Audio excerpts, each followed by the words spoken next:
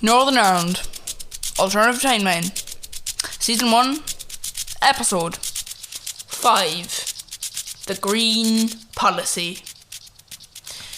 Well, thank you and welcome back to the show. Today, once again, we've got the Peace Party leader and the other party leader in the show with us. And, well, they've been talking recently about green energy. So, we'll kick it off with the Peace Party.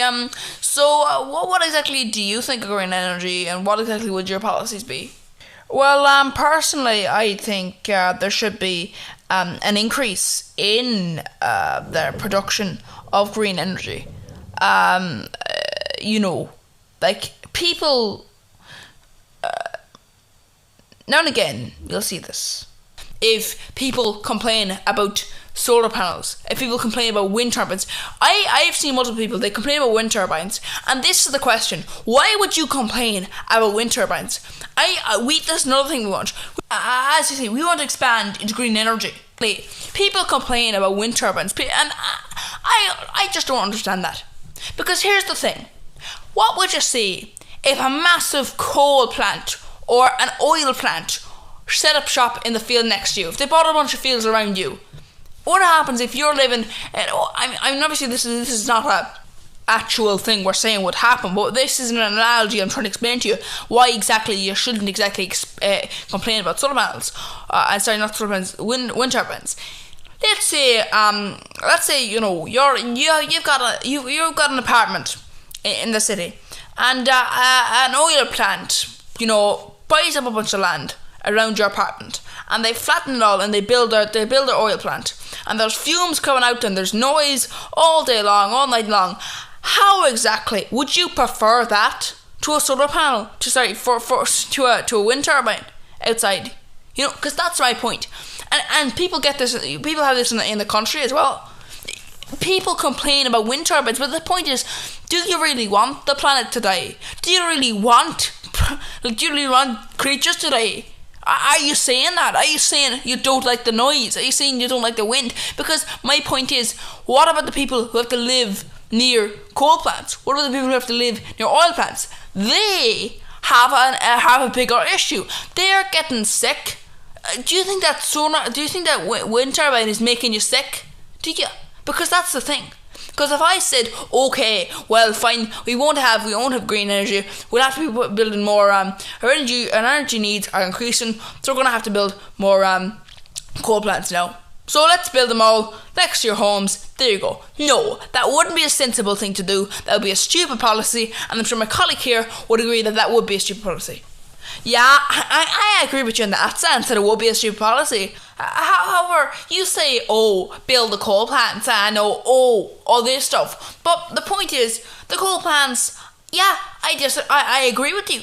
That would be a stupid policy. But I also think it's a stupid policy to have wind turbines and solar panels and all these things. Solar panels can go on your house if you want them. I understand it. Wind turbines can go on your next to you if you want them, but if you don't want them, why exactly would you put them next to you? And you've just shown my view as well, because you say, coal plants, that would be a stupid policy to place next to people. Mini coal plants, I guess you're saying, or just massive ones, which obviously would be a massive energy increase, and of course,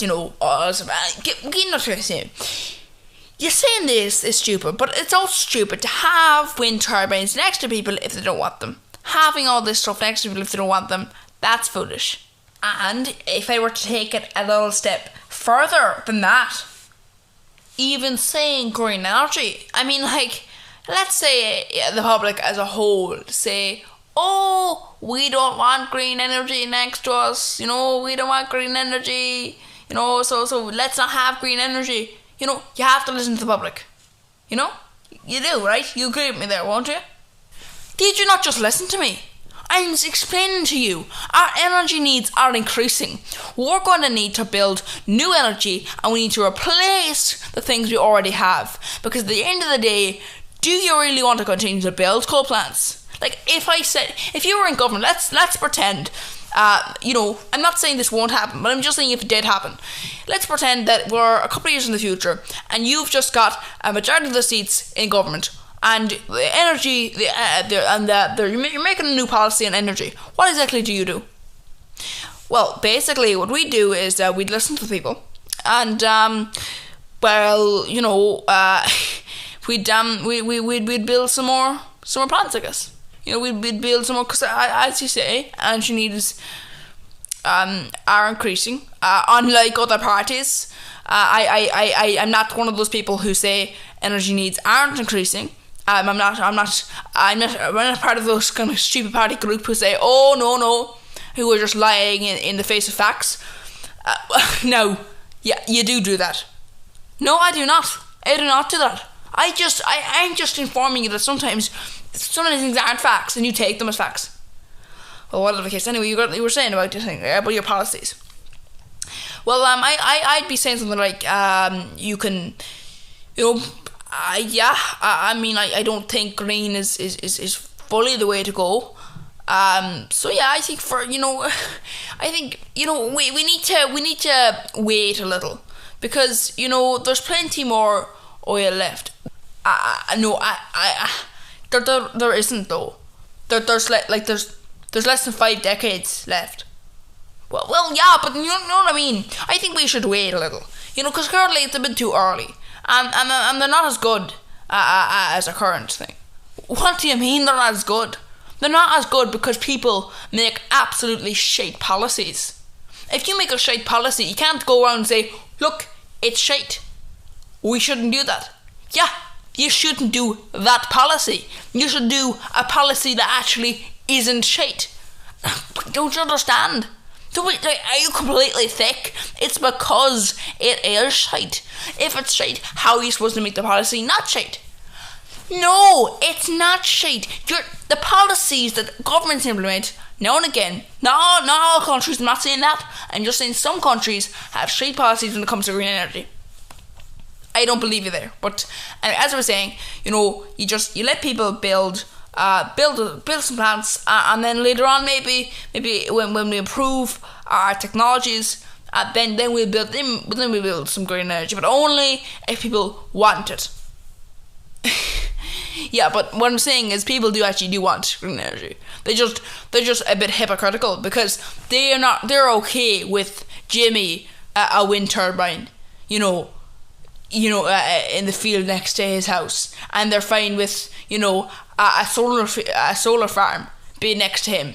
And my point is, it's incredibly hypocritical, because people say in the world they want green energy. Loads of people in the world, majority of people in the world, saying, yeah, sure, they would have green energy in the Western world,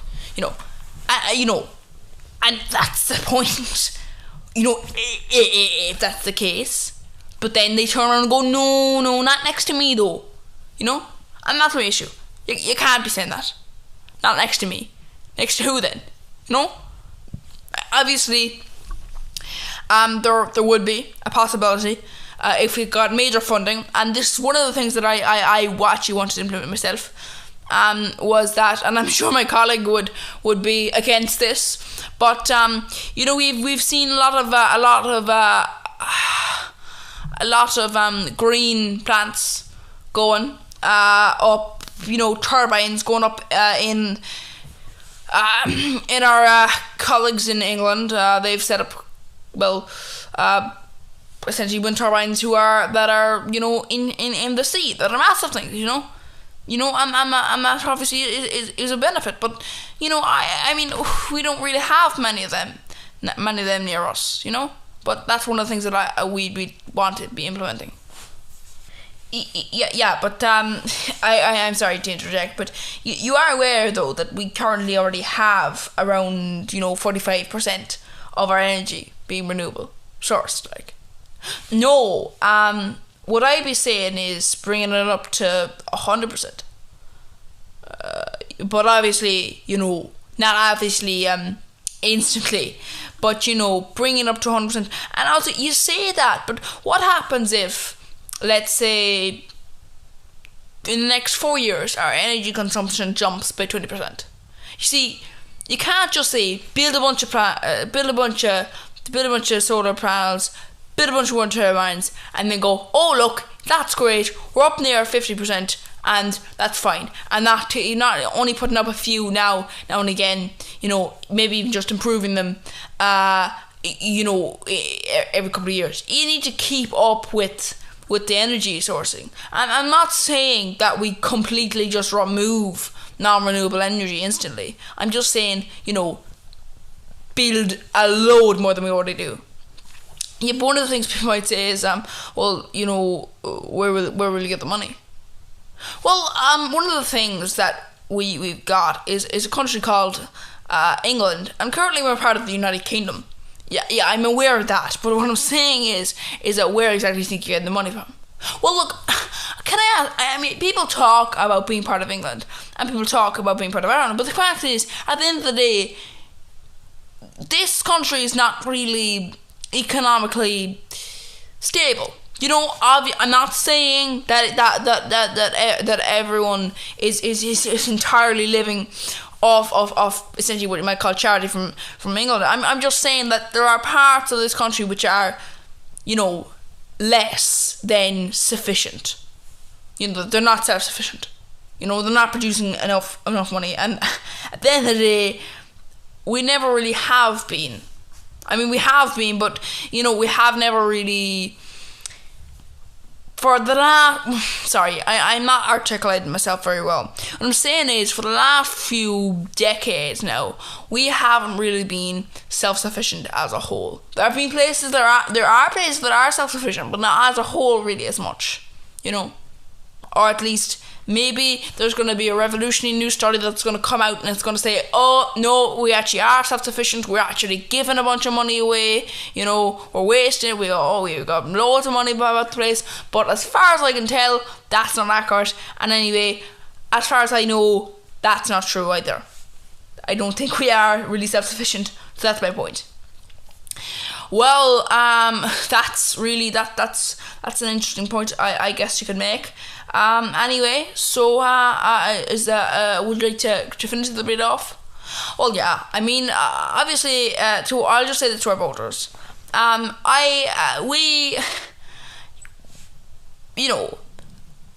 We're against the Peace Party. We're enemies, obviously, but this is just one of the first few political things we'll have. We hope to be able to make it to the BBC. No offense to your radio program, George, but it's just a bit. It's a bit on the. It's a bit on the small scale. Oh no! I understand. I understand how it works. You're a smaller party. You can't get the highlights, but it's fine. I'm not insulted. That's fine anyway. So so basically, we'd like to say the Peace Party and our party will be holding further debates.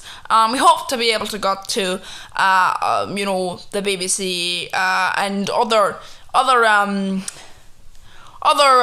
bigger, and hopefully eventually we'll be able to get to TV. But until then, you can be listening. We'll be on our websites. We'll be announcing our debates, whether it's with us and the Peace Party, with us and another party, whatever the case may be. We'll be holding some debates later on. And thank you for allowing us to be on the show, George. Yes, and thank you for the Peace Party as well. Thank you for listening to this episode of Northern Ireland Alternative Timeline. It's like a fiction podcast style thing, but it will be, I guess you could say it will be like news. I guess it will be like, no, not news. Basically, what it's like is if you got a bunch of politicians and you had them agree so that they'd, have mics on them the whole time, but even then, they probably wouldn't agree to that. But the point is, it's like if this was political investigation journalism, and if instead it doesn't happen. So this isn't fact, but it's like fact. It's as if you've taken the thing This is hard to explain. Basically, it's a fiction podcast, but it's about an alternative timeline. There you go. Thank you for listening once again. If you want to click a video on the screen that's coming up soon, you can click it. You can view a different video. You don't have to view the ones that come on the screen. It can view a different video of ours. You can subscribe to the channel. So that's good. I mean, if you don't have to, if you want to, just go away. That's fine by us. Yeah. So no need to worry. Yeah, we won't be angry. Anyway, thank you for listening.